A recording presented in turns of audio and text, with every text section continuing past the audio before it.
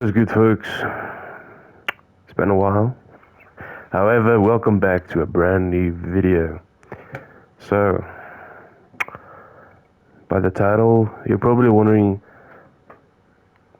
how strong is Hildryn and what have you. So, today, I'm going to show you guys a little setup that I've made. It can go to level cap if you really wanted to try it, I guess. But fair warning, this is a high investment build. It's not for the weak. It requires a lot of forma, and as you guys can see, a lot of red Towerforged Archon shards. But I'll be going through some of her abilities, what it does, and why we took off her ability that's like the more useless of this build. But let's start with the passive. The passive says Hildryn's full shield gate is high. In other words, when your shield breaks or depleted, she's basically invulnerable to damage for 3.5 seconds. So it makes you practically kind of immortal, except for Tarks and Procs, we don't speak of it. That if any physical damage towards a shield is it's gonna deplete, but then you can be vulnerable for a few seconds. But in that time gate of 3.5 seconds, you can use this ability, but we'll get to that in a second. So I think it's safe to say, let's start with the Archon Shards.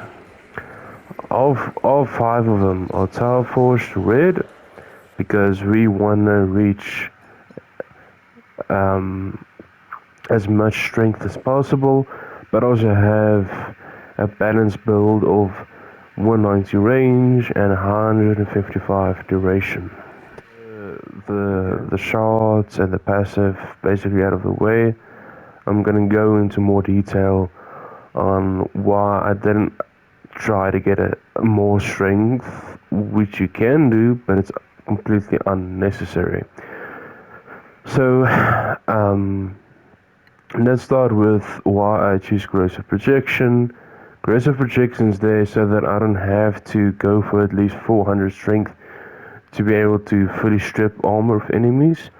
With 274% plus 60 from Mod Augmented, it gives us around 330 something strength, and it's more than enough actually to fully strip enemies armor if you use Corrosive Projection. So that's why I use Corrosive Projection, because of that whole thing, so that we can kill enemies faster and have no problems. Okay, so I use the most obvious thing here is the Aegis Gale. It's gonna allow us to do more damage with the first ability, which is a exalted pistols, which doesn't work with energy but with shields. That's also something that I can also say, that she doesn't rely on energy, only shields. Shields are her energy basically, so that's that. And with a good amount of range, is a good amount of range. You don't need more than that. You can go for more than that, but I figure for me, this is a comfortable number. It's more than enough for majority of the game. Okay, so as you guys can see, here's the stats. I'm not gonna go too much in detail, but for the Helmuth of choice, I know, right? Very creative. We can use Helmuth abilities to even enhance the damage even more. So this is more of a selfish build. I went for Roar. It's going to give us more damage. It's a universal damage multiplier.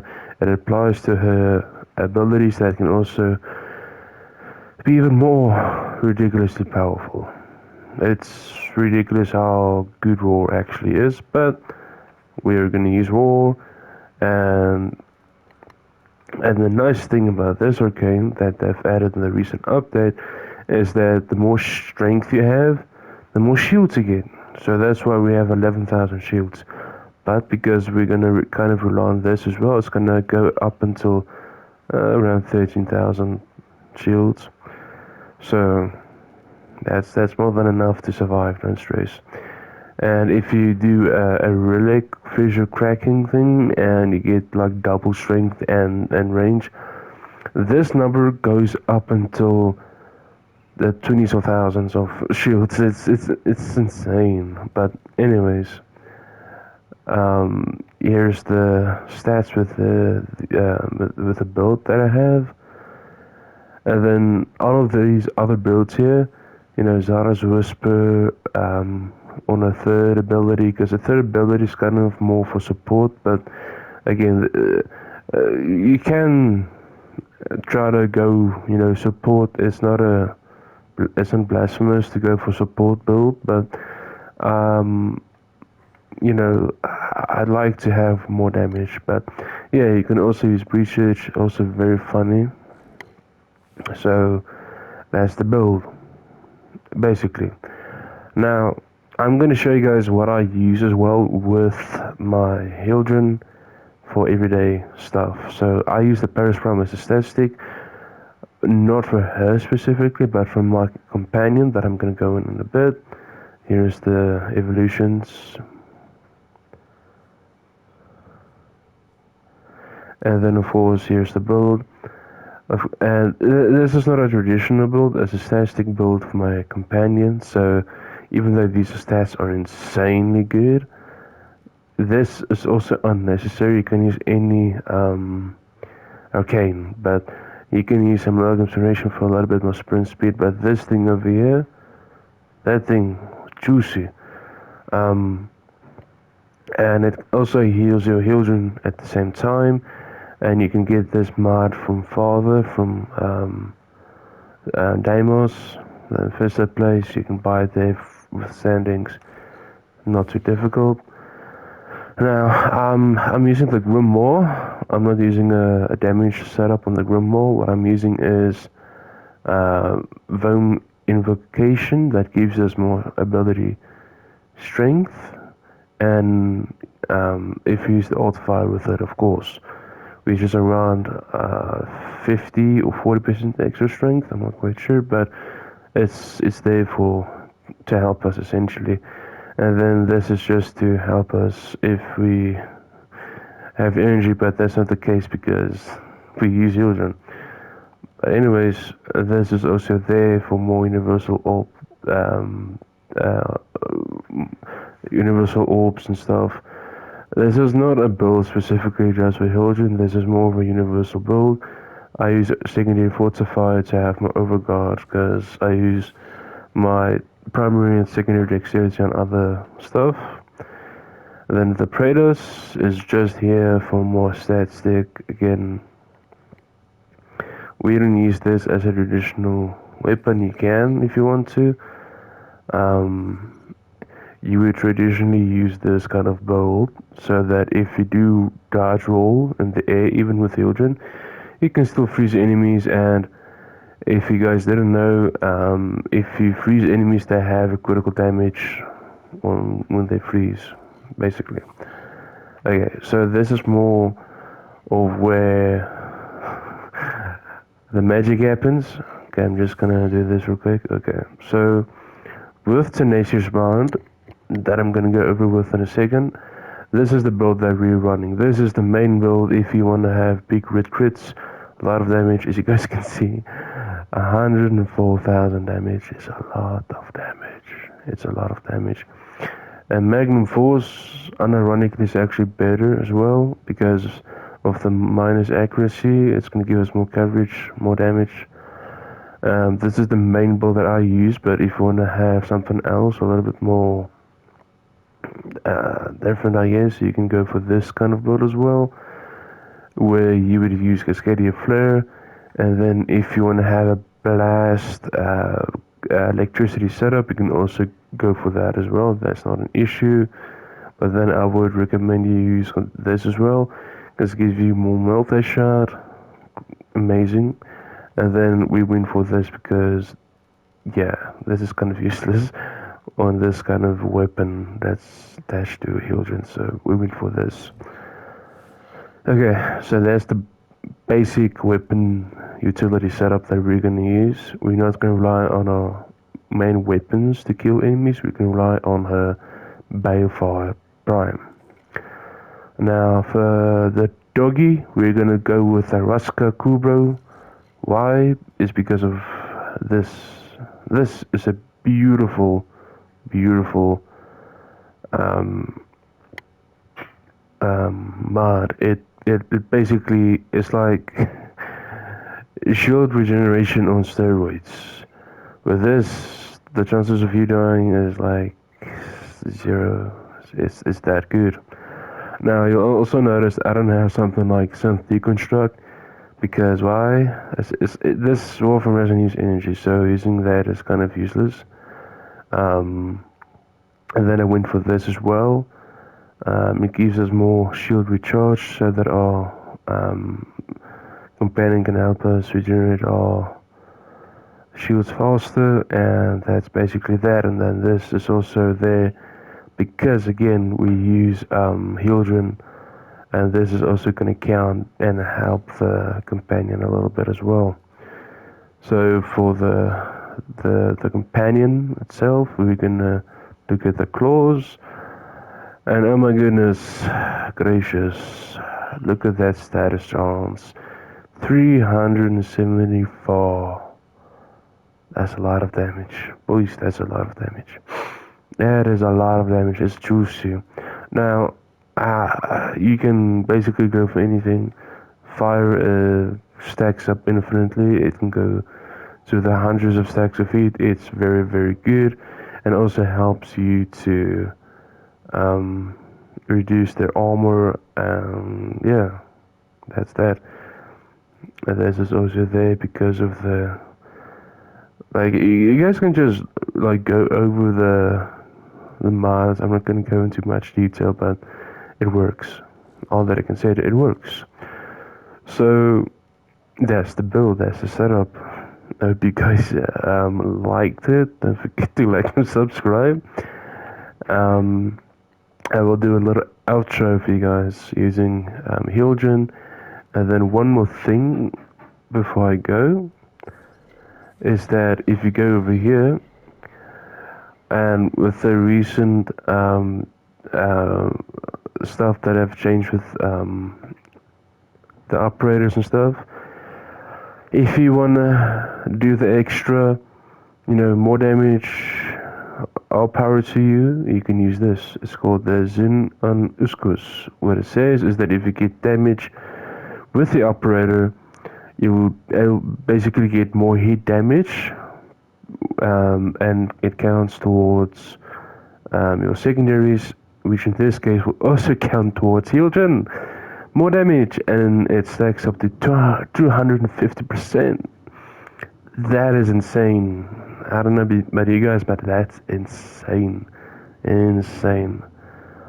So, this is also the build that I have. I'm using the 547. Here's my Magnus and my stuff that I use. If you guys are curious, I'm using the 547 amp. It's in the name there.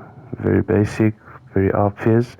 Yes, the critical chance, great damage. It's a very, I'm saying it's a balanced build, but it's kind of meta. But yeah, that's the entire build setup that I can give you guys, and I do hope this gives you guys a little bit of more of an insight on Hildryn. I know a lot of people complain about her, but she hasn't had a glow up in a long time, and I like her. She is very strong. You can easily go to level cap with her. She is just that good. Yeah, I hope you guys enjoyed the video and enjoying me having fun with her against Lure survival against level 200 plus enemies. And yeah, have a good one.